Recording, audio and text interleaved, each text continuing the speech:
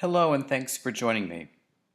This is John O'Brien, and I want to welcome you to this mindfulness activity that gets you to focus on the process of judgment. I'll describe that to you in a moment, but as you can probably imagine, it has to do with focusing on negativity. In this case, we're helping to focus you on the process of judging others and ideally how to shift your awareness to a place of non-judging of other people. In essence, it's a way to deal more effectively with your inner critic when she or he is focused on being negative about someone else in a way that's causing you discomfort. So let's get started.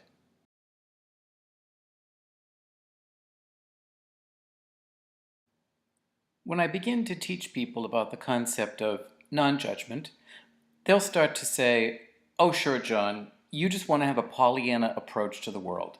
You want me to put on rose-colored glasses and think, oh, just good things about everybody." But as I'll describe to you in a moment, that's not what the idea of non-judgment is. First, the value of non-judgment is that we get less emotionally aroused, less intensely emotional. And by stepping back from intense emotion, it's going to help us to use our emotional intelligence skills to deal more effectively with others and specific sources of discomfort. So the purpose of this activity is just to get you to be more aware of your inner critic and determine how she or he can cause you unnecessary irritation. So first, let me define judgment for you. When we think about someone who's judgmental, often people have a perspective that that's someone who's cynical or they're always negative or prejudiced. This definition of judgment is a broader one.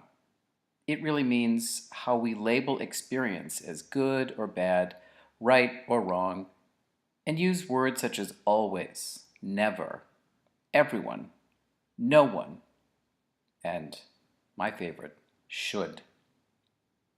So there can be things in life that we should do and we shouldn't do.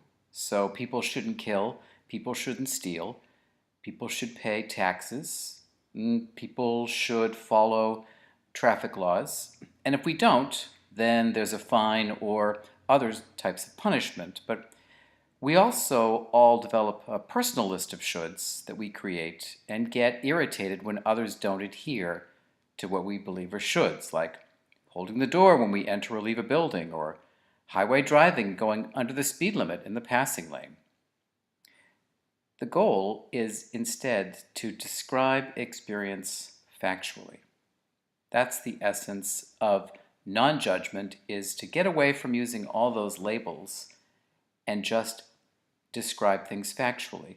Now, human nature has us more oriented to the negative. That was a survival technique in the early days of humans, because if you weren't oriented towards the negative, then you might not be paying attention to something that could lead to your demise. We don't need that skill anymore. In addition, it's important to see that often our judgments are not accurate. They may be based on fact, but they're just extensions of them. Our goal is to get to what the kernel of truth may be, but by getting to that kernel of truth, you're less emotionally aroused, and then are going to be in a better position to figure out how to deal with the other person. As an example, let's imagine there's a colleague who comes late to a meeting, and you think about this person, or perhaps say to them, you're always late for meetings. You never come here on time. You're being disrespectful and self-centered, and you're making us all wait to start the meeting on your schedule. Instead, to think or say, this colleague has come 5 minutes late to each of the last 3 team meetings, and I end up feeling disrespected, and we're delayed in starting the meeting. So that's the essence of non-judgment, is just to try to get to the perspective of what the facts are in the situation without too many labels. So now let's get to the activity.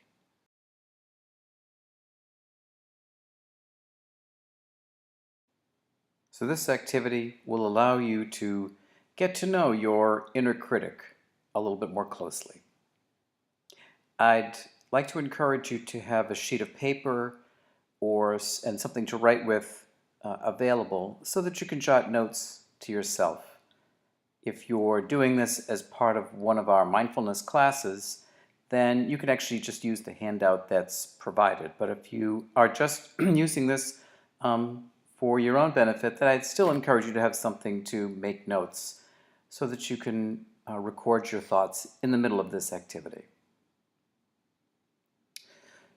So I'd ask you now to settle into a comfortable position, feet on the floor, sitting in an upright position with good posture.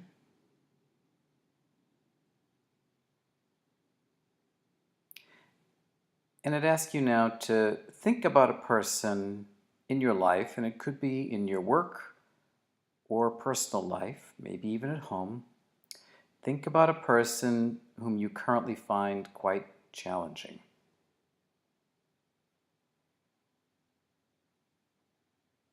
Bring that person to mind.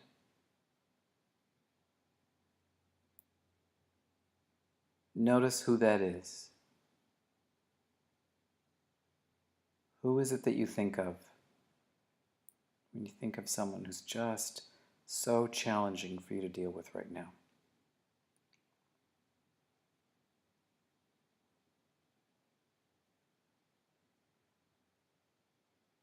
And imagine that that person is sitting in front of you, in your presence, in this moment.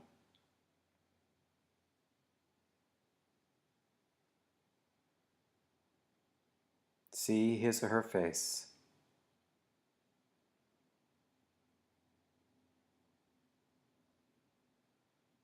And just imagine he or she is sitting across from you right now.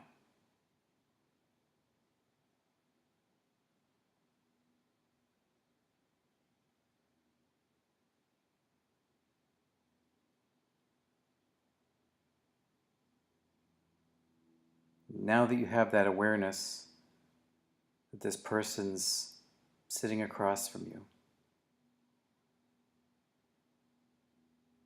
notice what happens as you imagine them there.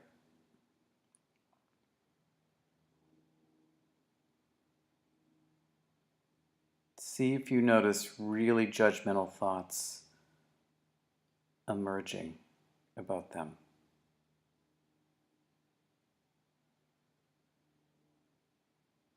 What sorts of things do you think when you imagine them there?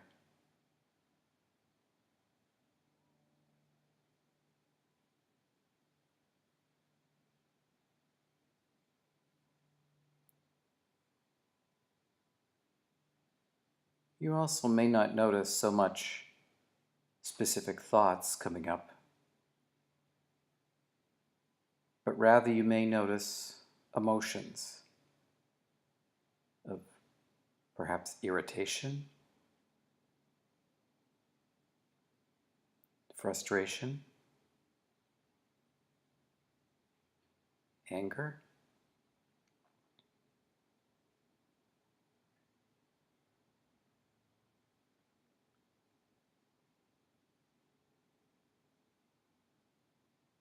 You may also notice changes physically. What happens in your body when you think about this person?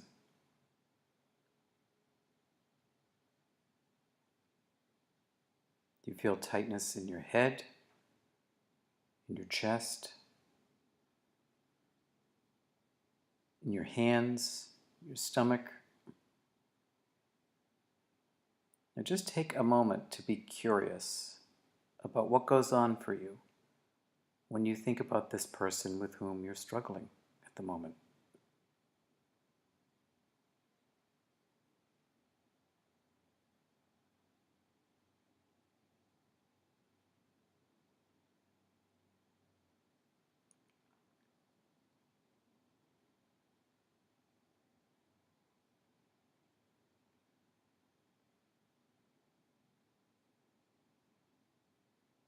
Now I'd ask you to just take that sheet of paper and pen or pencil that you have and jot down some ideas for yourself. So, who is this person?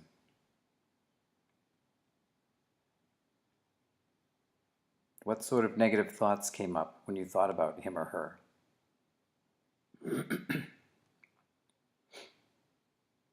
What sort of negative feelings came up?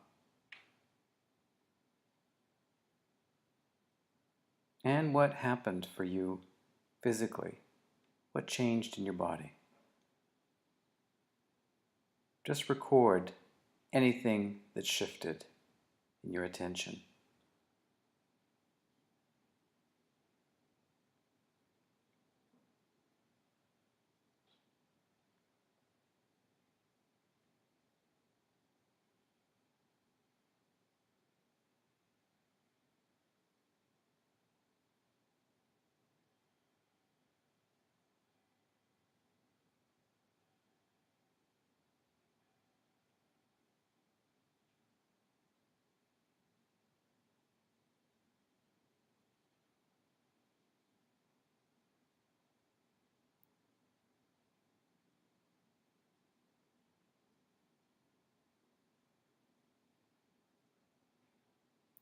And now that you've made notes for yourself, I'd encourage you to put that pencil or pen and piece of paper aside and just settle back into a comfortable position.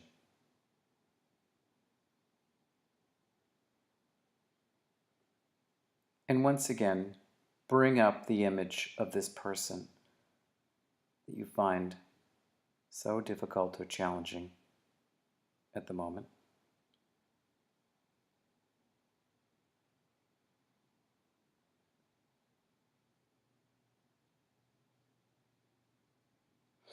And I want you to think about, what are the challenges that this person is facing in his or her life, if you know of those at all?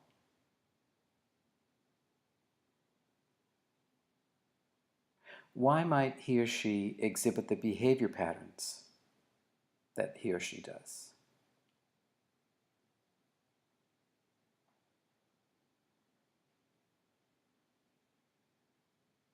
And most importantly, how could you reframe your thoughts about this person in a factual and non-judgmental way that perhaps still describes the behaviors that are difficult for you to tolerate, but in a way that's not labeling them personally?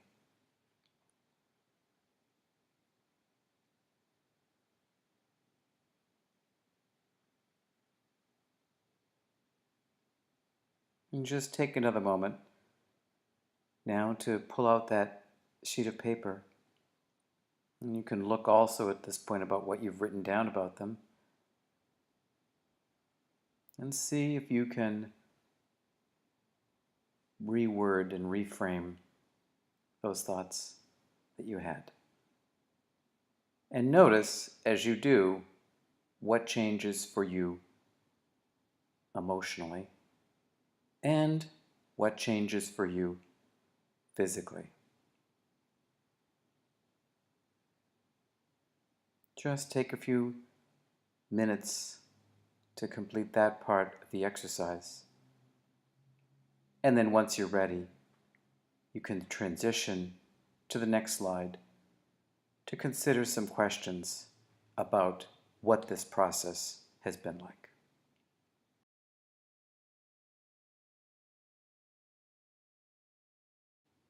So this activity has just been a very brief introduction to the whole concept of non-judging.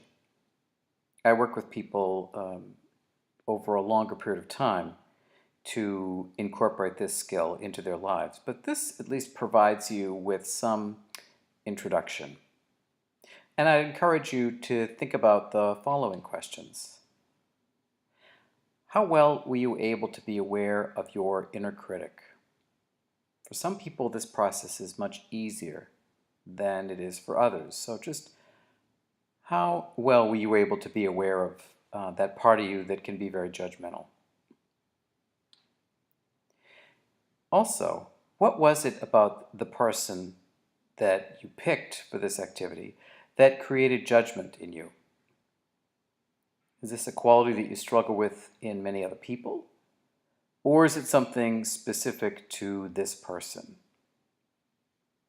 I encourage you to also reflect that there is an adage that sometimes the things that we struggle most with in others are parts of ourselves that we have difficulty tolerating. It's not always true, but it's important to be uh, examining that as a possibility. Were you able to reframe your thinking about this person? How difficult was that if you were able to? If not, just think about why might you be clinging to criticisms of this person? Why might you not want to let go of judgment? Sometimes people don't want to do that because they feel as if it's letting the other person off the hook, or it's allowing them to continue to engage in, quote, bad behavior. And again, that's not the purpose of this, but rather to just shift the perspective to just the behavior and not the person, him or herself. Finally, is there anything that changed for you physically while you did this exercise? So, what changed for you physically when you thought of this person? And then, did something change for you physically when you started to try to shift your attention to be thinking in more non-judgmental ways? Often the people that we struggle with in our lives will automatically trigger stress responses in our bodies, and those are important to be aware of. So I'd encourage you to think about those questions.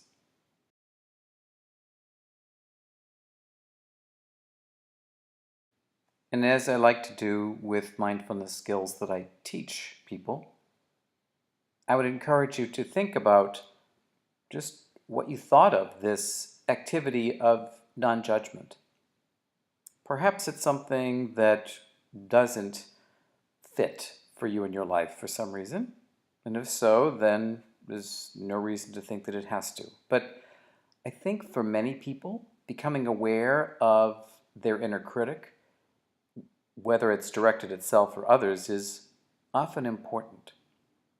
In this case, to think about how your inner critic and the way that he or she evaluates other people's behavior can be an unnecessary source of frustration or irritation for you. So I'd encourage you to continue to work at this skill of non-judgment in your life so that you can be calmer and respond to others with emotional intelligence.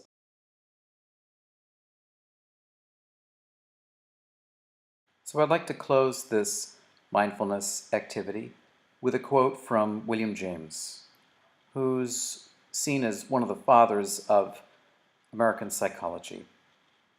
He said, "The greatest weapon against stress is our ability to choose one thought over another."